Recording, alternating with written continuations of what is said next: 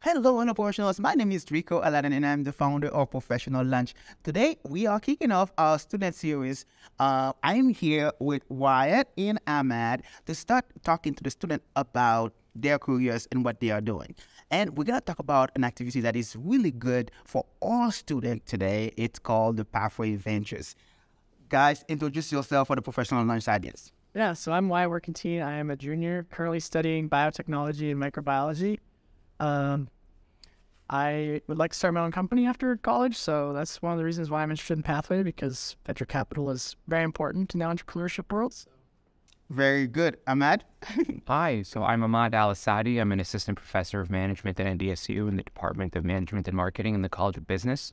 I'm also a Chali Institute faculty scholar, and I'm a research fellow for the Center of Entrepreneurship and Family Business. And I also one of the lead faculty advisors for Pathway Ventures.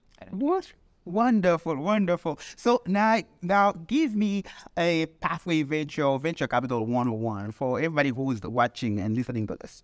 Yeah, so if you don't know about venture capital, essentially it's investing money in companies that are very early stage and have a lot of potential for growth. So think of like your pre-seed, seed companies, round A, or Series A and Series B type companies.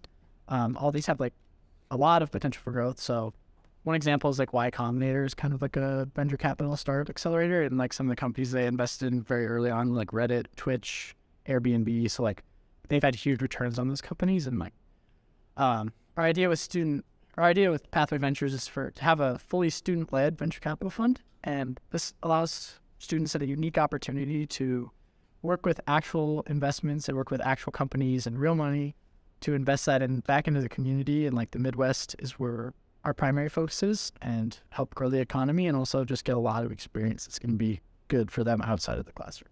Wonderful. Ahmad, anything you want to add to that? Well, yeah, just building off of what Wyatt was saying. So venture capital exists for non-traditional entrepreneurial ventures. So think of Shark Tank. You ever watch Shark Tank, the popular TV show? There's the popular TV show with Kevin O'Leary and Mark Cuban, and they're basically investors, a panel of 4 or 5 investors, and you have entrepreneurs who will come pitch their ideas and in return for investment. This is sort of the same thing, but the difference is that the companies that we deal with are primarily high growth. So if you want to open a restaurant, or if you want to open a coffee shop, for example, you would not come to Pathway Ventures. You would go to the bank. So you can go to Gate City Bank, for example, and give them your business proposal, and they'll make an assessment of it, and they'll analyze the risk and give you a loan based on that. However, with the companies that we deal with, the high growth companies, they don't have many physical assets. They're non-traditional in a sense. So think of Airbnb. Right, so we've all used Airbnb, for example, where instead of booking a hotel room, you're gonna make an account on this website and book, someone's bedroom or house or things of that nature. So Airbnb, in the very beginning, they would not have. If they were to go to Gate City Bank and ask for a loan, Gate City Bank would say, "I don't know how to appraise your company. You're just a website." Yeah. Right, and there's some intellectual property, but you really have very little physical assets, and so if had not venture capital existed, Airbnb would not have thrived, right? And so the owners of Airbnb, the entrepreneurs, instead of going to the bank, they went to a venture capital fund, so which is like what Pathway is doing. And they pitched their idea to the fund managers, and they basically solicited investment. And the fund, invested in the company in Airbnb. And with time, Airbnb grew, and it went public. And so the investors, the venture capitalists who invested in Airbnb, basically got a very, very good return on their investment, and that's what we're trying to do with Pathway Ventures through but we're focusing mainly on the local region and the Midwest. Wonderful, wonderful. So what are you guys looking to accomplish with that? Yeah, so like I said earlier, it's really just going to be a really unique opportunity for students to learn, and the really cool thing about it is that the way we're set up is we are actually, so since we're associated with the foundation, any donation that gets made to Pathway goes through the foundation, and it actually acts as a non-profit, our company does. So any donation is tax deductible, and then that money goes into our account, and the students are able to then invest that without fear of not bringing. So traditionally in venture capital, you're making money for other people, and then they get a kickback on whatever you make because they put the original funds together. Yeah. In ours, we actually get to keep all of our profits, and then that profit gets reinvested back into our fund. So we as students don't get any monetary gain from it, but we get the really good opportunity of learning and getting the experience of venture capital at a very low risk setting, but also just like very high learning opportunity.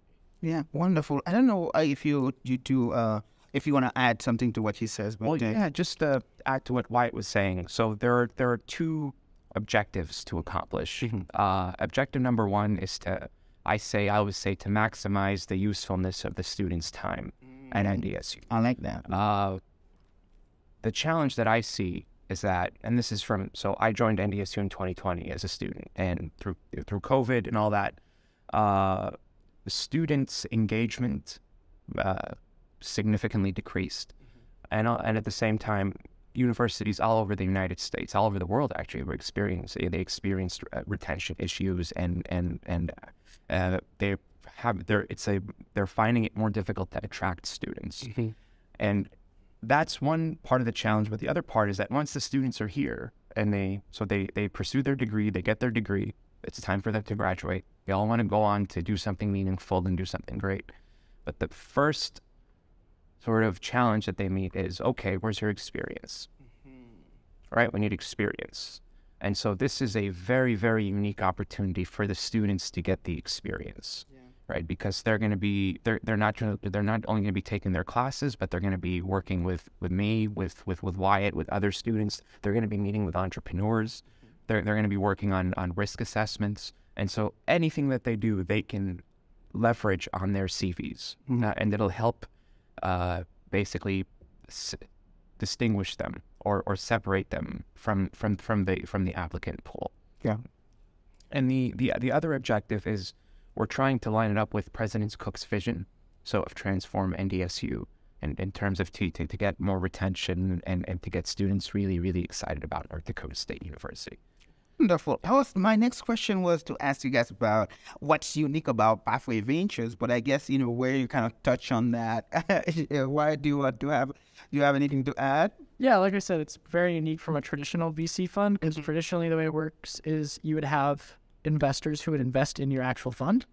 So you would get somebody to contribute $1 million here, $1 million there, and then they would get whatever percentage of the total fund they put in. That's what they would get out of the returns. So say you made $1 million off of all your investments, they would get 10% of that if they invested 10% up front. So that's how a traditional venture capital fund would be set up. Ours is actually set up essentially as a nonprofit. So like I said, gets put into the foundation and then given to us since we're owned by the foundation. And that way it's a tax deductible donation. So donors get the tax deduction, but also they get to know they're giving to a student experience that's going to help these students learn and get opportunities to get experience in, like I said, a low risk setting, because we aren't pressured by having to make a return for our investors, which is good, especially as students. And also, since we don't have a ton of experience, it's a lot easier to pitch a donation rather than. So it's really very advantageous for all students to participate in this. So okay, go ahead. Rico. No, go ahead. No. Go ahead, by all means. One unique part of it is that we're dealing with actual money. So your traditional student organization is a club, basically. So yes, they'll get some support from the university, but usually it's for networking and for on-campus activities.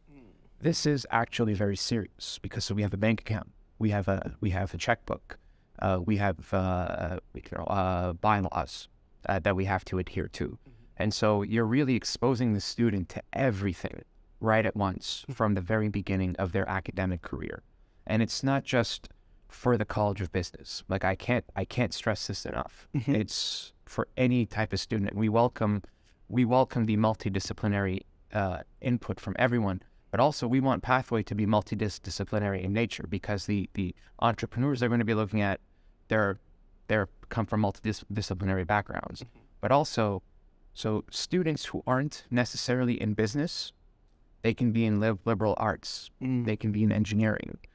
So Wyatt is a biotech student. Yes. Right? So it's actually very, very, very unique to attract students, because I'll tell you, the College of Business, in my opinion, and maybe I'm biased to those of you at home listening, I'll tell you. So for me, I think of business as the stepchild of sociology and economics. It really is it occupies a unique space within higher education because of its ability to facilitate society. And I'll tell you why. So think of engineering, think of arts and humanities.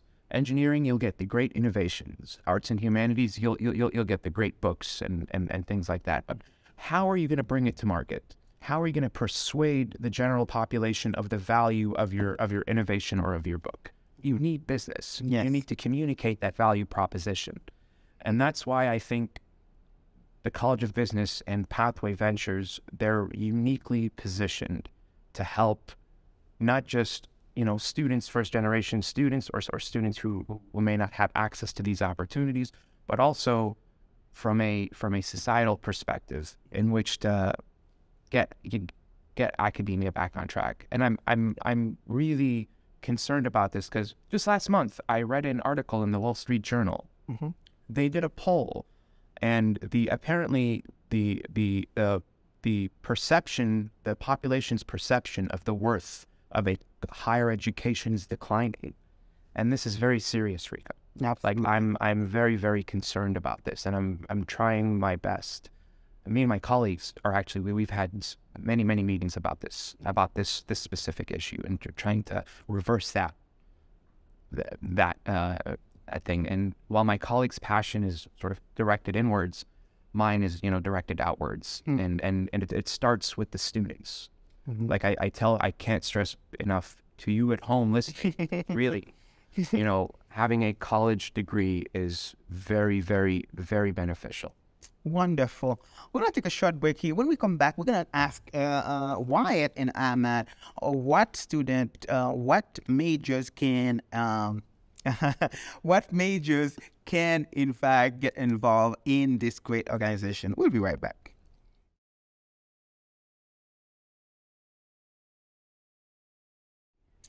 All right, we are back. We are in the classroom, as you can see, with the student today talking about Pathway Ventures in venture capital.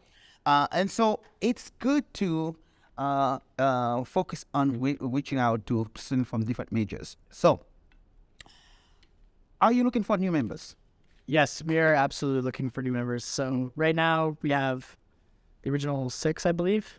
And we have one of them is graduating, so that's an issue, but also I'm a junior, so I'm going to be graduating in a year, which seems like kind of far away, but the reality is it's not. It's going to go a lot faster than I think. So we are open to all members from all degrees, and it really doesn't matter what your background is. Like, we really want to have anyone be able to get this opportunity, to get this experience. It's really going to be beneficial for anyone because, say you have an English major. There's a lot of value to an English major, but it's hard to find a job outside of academia. There are obviously some communications things, but say you have experience with venture capital, it broadens your horizons exponentially. Wonderful. Ahmad, anything you want to add to that? Yeah, we're looking for all students, as many students as possible. We're going to be conducting an event in the fall for recruitment. And actually, Wyatt and I, we were talking about this before we started recording. Okay. I'm going to be going basically classroom to classroom door, knocking on and introducing myself to the students and trying to get them excited about Pathway Ventures and just about everything that we're doing here. Because Rico, really, I keep going back to the challenges that higher education is that the realm of higher education is experiencing. And it's just not here, it's all over the world. Yes. Where there's a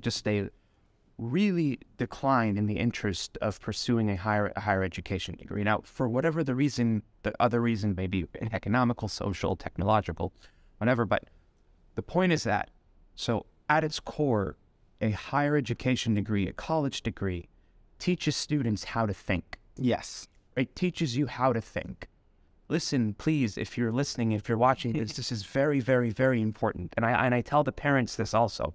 Like, really, it's so important for students to come and spend their time here. They'll grow their network.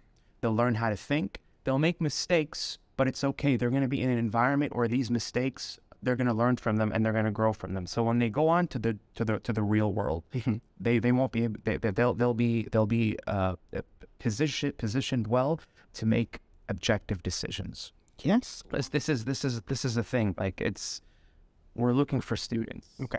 Parents, please send your students here. Bring them to me. Believe me, I promise you, they will. Yeah.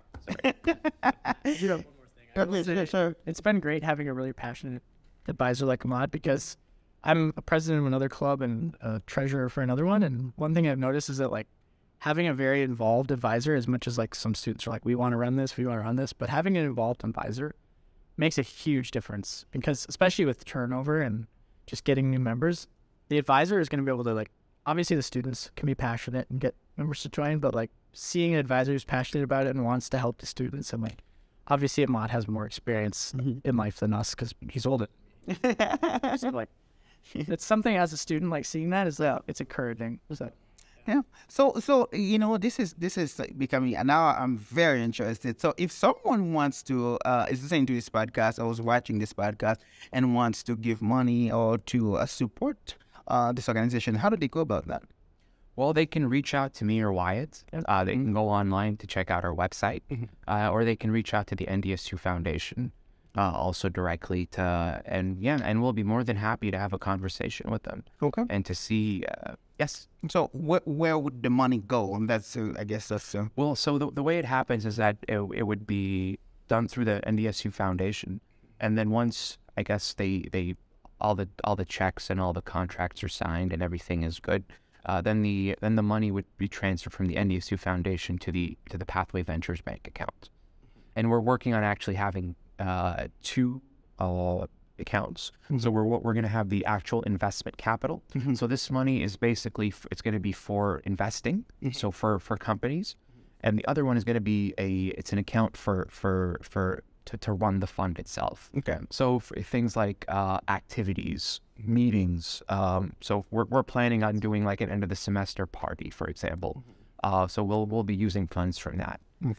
Things like travel.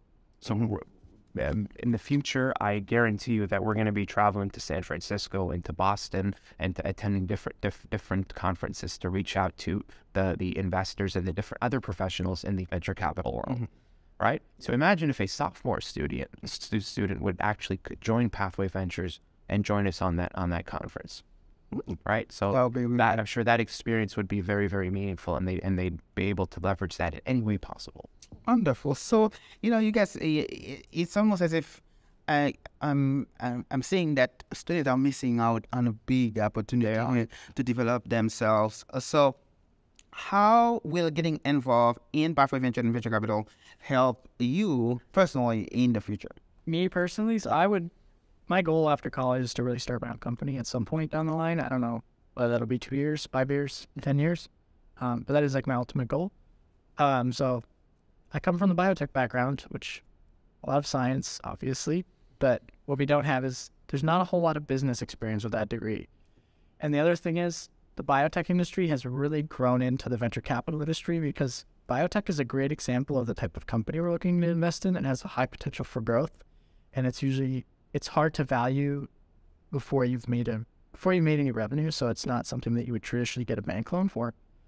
So me having experience in venture capital through this club and having these opportunities and building out my network from going to opportunities that are associated with Pathway, that'll be extremely helpful in the future when I decide to start. Yeah, wonderful. So Ahmad, Wyatt was really praising how involved you are getting in this. So how is getting involved in Pathway Venture and Venture Capital is helping you in the future? So for me, I get to work with students. So I think that, so I'll tell you something, and this is for you students listening at home. So it's good to know what your professors, what their job entails, actually. So as a tenure track faculty, and this is in any college, doesn't matter, business, arts and science, whatever. You have research, teaching, and service. So this is what my contract entails. The research is my journal publications and the conferences. The teaching is what I do in the class. And the service is what I do to the NDSU community and the broader region. And so the service would entail me serving on committees. So like the college curriculum committee, for example, or the research committee, and this is to help NDSU with its internal governance. But also part of my service is that I get to work with students and Pathway Ventures. When Dr. Annalene Nordstrom, so she's the Osmond Chair at the Center of Entrepreneurship and Family Business, she approached me with this opportunity a year ago, and I said, of course, I get to work with students, I get to work with young, smart, ambitious individuals, and I get to help them realize their awesomeness. Yeah, that's good. You know what I mean? I like that. Yes, and at the risk of sounding, you know, arrogant or whatever, but I sometimes I can't believe I'm getting paid for this. This is and this is how you know That's a bonus. yes, this is how you know that you're in the right place. Yes. Right? Where of course we're going to do this, and it's good to, yeah, that's sort of how it's helping me. Oh, wonderful, wonderful. So, Wyatt, you have 1 year left, you said. Yep. What is your plan after graduation? Oh man, it's a deep question. I'm still not 100% sure. I'm looking at an MBA program for the moment. There's a program out east in Boston. It's an MBA and then a master's in biotech, 2-year program, so kind of right up my alley. So that's like the goal right now. If I can get into that, I'll probably do that. Okay.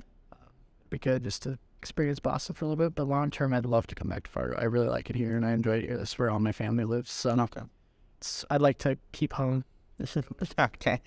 Wonderful. So I remember from our prior previous conversation, you said you were on track to do 14.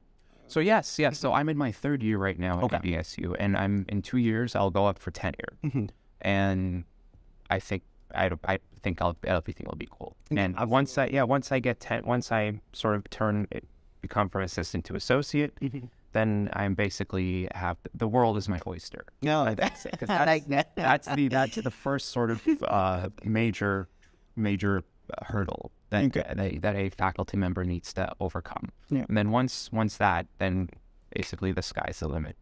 So we'll see, but I'm really interested in helping to solve problems and address the issues that are associated with retention and just basically higher education. Because I'll tell you, Rico, and I don't know if Wyatt heard, I say this to my students in class, so they're in their early 20s. I'm in my mid-30s, so I'm halfway up the 3rd floor. Yeah. Right? Yes. And I have a 6-year-old at home. I have a 6-year-old boy at home. And I know that in 10 years, he's going to be looking for his first job. And in 10 years, my students who are in their 20s are going to be in my age group. Guess who I'm working with? I'm working with younger people. So chances are someone from my students or in their position will work with my son.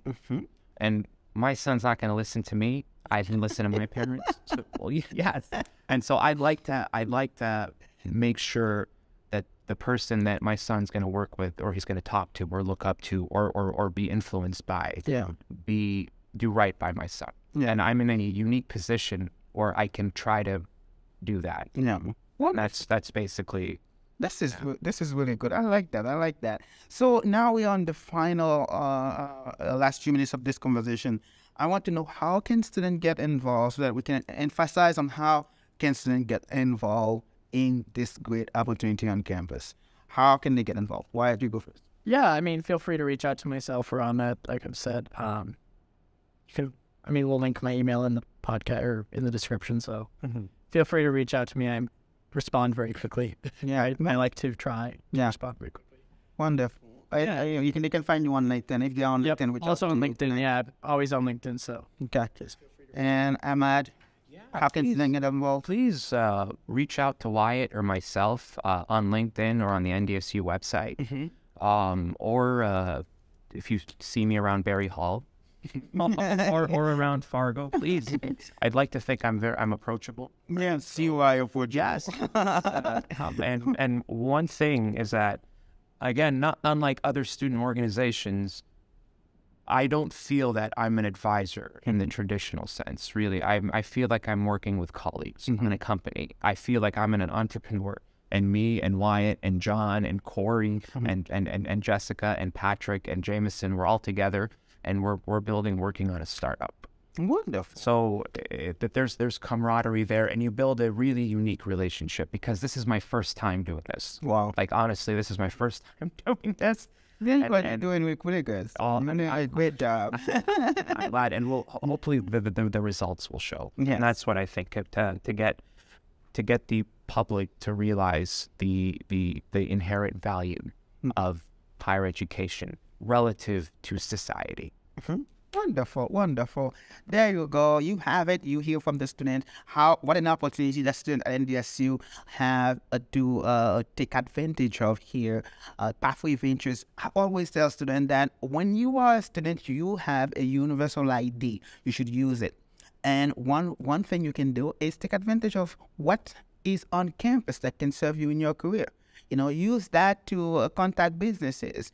And I'm so glad I have you guys here today to talk about this. And hopefully, after this posting this episode, you will recruit quite a few students to participate in Pathway Ventures. That's been great. Wow, That would be excellent. Thank you. Yeah, and hopefully, are we done? Yeah.